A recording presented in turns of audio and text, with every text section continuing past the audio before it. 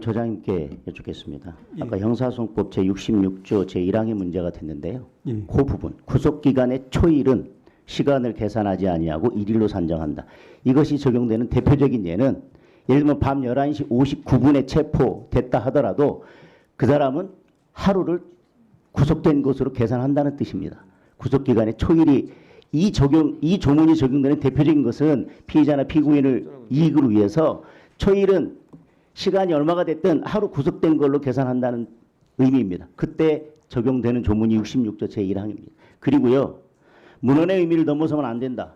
그거에 대해서 저희가 지난번에 형사소송법 제10조에 대해서 질문했을 때 형사소송법 제110조는 이렇게 되어 있습니다. 군사상 비밀을 요하는 장소는 그 책임자의 승낙 없이는 압수 또는 수색할 수 없다. 근데 지금은 체포, 수색영장이 발부되기 때문에 수색을 하는데 왜 110조를 적용하지 말라고 하느냐라고 했을 때 처장님께서 그렇게 말씀하셨어요. 문헌은 그렇습니다만은 대인적 처분인 체포에 관해서 수색할 때는 이것을 적용하지 않는다라고 문헌에도 불구하고 그렇게 해석하는 견해가 있습니다라고 그때 말씀하셨어요. 예. 문헌에도 불구하고 즉 형사소송에 관한 법문을 해석할 때는 그것이 명확하지 않을 때는 피고인의 이익으로 해석해서 인권 보장한다고 하는 것이 형사소송의 이념이고 그것이 최고의 가치입니다.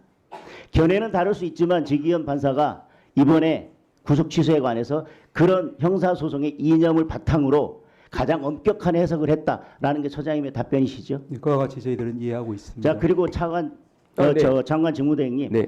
2011 헌가 36 전원 재판부는 이렇게 결정했습니다.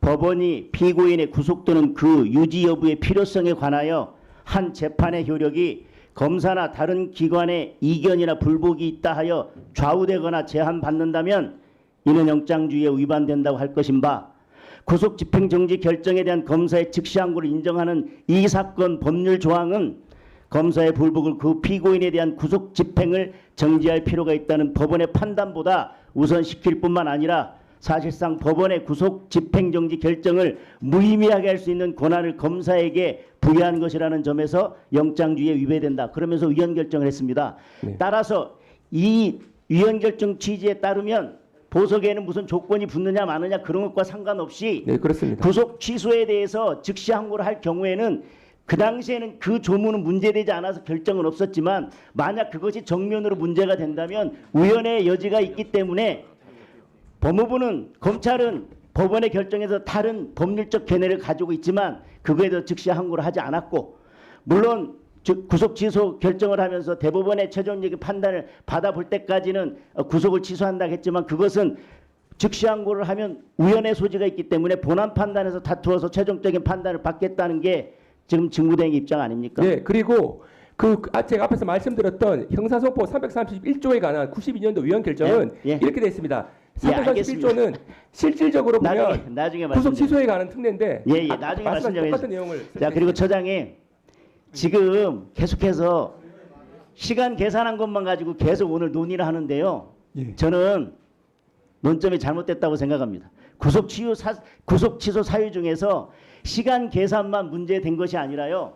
구속 취소 결정에 보면 이 부분을 문제 삼고 있습니다. 저는 이게 훨씬 더 중요한 문제고 이 문제가 남아있기 때문에 법원으로서는 자칫 위법한 구속이 될 수 있기 때문에 최종적인 대법원 판단이 있을 때까지는 일단 구속을 취소하고 재판을 진행하는 게 맞다라고 판단한 것이라고 생각합니다. 결정문에 뭐라고 되어 있냐. 공수처법 등 관련 법령은 관련 범죄의 요건을 갖추기 위해 필요한 인지 절차 및 직접 관련성, 수사처와 검찰청, 수사처 검사와 검사의 형사 절차상 지위와 관련된 사항들 특히 구속기간의 배분 등에 관한 세부적 사항이나 신병 인치 절차 등에서는 명확하게 규정하고 있지 않다. 여기에는 수사권 문제도 사실 문제가 포함되어 있는 것입니다. 여러 문제가 있기 때문에 자칫 나중에는 공수처의 수사가 위법한 수사가 되거나 공수처에서 의뢰해서 한 검찰의 공소 제기가 위법한 공소 제기가 될 우려가 있기 때문에 우선 구속 취소를 하고 그리고 나서 재판을 진행하고 대법원의 판단을 받아보는 게 맞겠다라고는 취지가 저는 구속 취소에 분명히 들어 있습니다. 이 부분도 구속 취소 사유에 들어 있는 게 맞죠? 결정문에 그런 취지도 들어있고 그래서 이제 여러 가지 견해 드립이 있지만 엄격한 논쟁이 본안에서 필요하다라는 입장을 취한 것으로 알고 있습니다. 예, PPT 좀 보겠습니다. 왜 여기까지 왔는지 결정문에는 담아내지 못했던 공수처장이 그동안 어떻게 해왔는지에 대해서 한번 볼게요. 제즘에 관할권에 대해서 뭐라고 했냐면 그것도 있지만은 원래 형사소송법에 의한 재판 관할권, 피의자의 소재지, 그 다음에 주소지 등에 대한 관할권도 그대로 가지고 있습니다. 그런 부분은 원칙과 예외 관계를 해석하는 것이 아니라 중앙법원에도 창설적인 관할권이 있지만은 원래 형사소송법에 의한 관할권도 그대로 존치되고 있다는 해석을 합니다. 라고 하더니 영장 쇼핑이 문제가 되니까 뭐라고 했냐면요. 31조 본문에 의해 관할권이 생기지 않고 형사소송법에 따라 토지 관할권에만 의합니다. 중앙지방법원에 관할권이 있었던 것 그리고 12월 30일 대통령 체포영장을 청구할 당시에는 서부지법 외에는 관할이 없었습니다라고 갑자기 답변을 바꿔요. 그런데 12월 9일 밤 법사위에 나와서 제가 정확하게 영장이 기각된 사실을 알렸습니다. 그랬는데 그때 중앙지방법원에 청구했다가 대통령에 대한 영장이 기각됐다는 내용은 전혀 없어요. 오히려 그날 법원행정처장은 뭐라고 하셨냐면 이것이 수사에 그치는 게 아니라 전국적으로는 공소제기 절차의 적법성이나 또 증거 능력의 문제로까지 이어지기 때문에 저희 사법부로서도 아주 중요한 문제로 생각을 하고 있습니다라고 이미 이 부분에 대한 경고를 했습니다. 그리고 제가 관할에서 계속 문제를 삼았더니 특위에서 뭐라고 했냐면요. 눈을 동그랗게 뜨고 저한테 반문했습니다.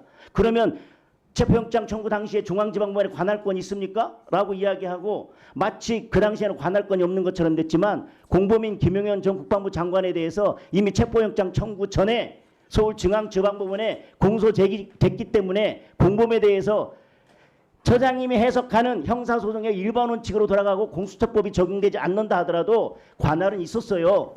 그러니까 여지껏 계속해서 영장 청구하고 체포영장 청구하면서 영장 쇼핑하고 꼼수를 썼으면서 자꾸 아니라고 하면서 위법한 이런 것들을 계속 해왔기 때문에 저는 그런 부분들이 문제되고 있고요. 형사 재판에서도 문제가 될 것입니다. 하나만 말씀드리겠습니다. 지금 김용현 피고인 같은 경우에 구금 장소가 서울 동부지법 관할인 동부구치소였습니다. 그래서 그가 지금 체포되었다고 해서 관할이 자동적으로 생긴다는 것은 그런 부분에 대해서 잘못 알고 하는 말씀이시고 지금 네 지금 수사 어쨌든 지금 의원님께서 말씀하시는 지금 관할에 대해서는 예, 그러면은 다음번에는 저한테 그 묻지 않으시는 게 좋겠습니다. 예. 잠깐만요. 저 공수처장님 1분간 답변 못한 거 하세요.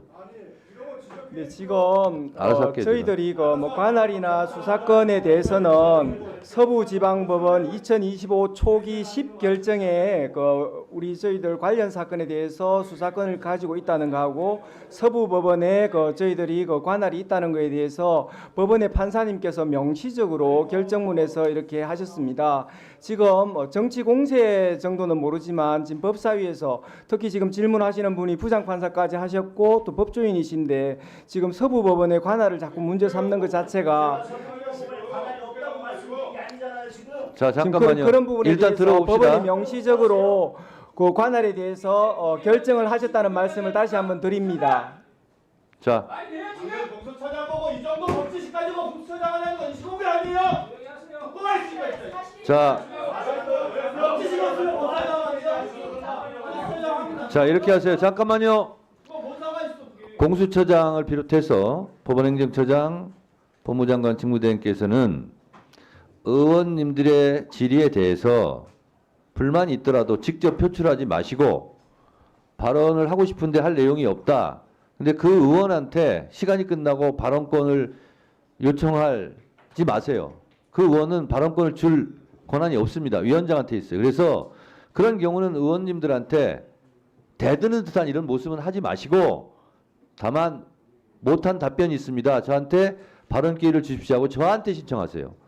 그래야 충돌을 좀 피하는 거거든요. 앞으로 그렇게 해주시기 바랍니다. 네, 필요한 경우 저한테 요청하세요.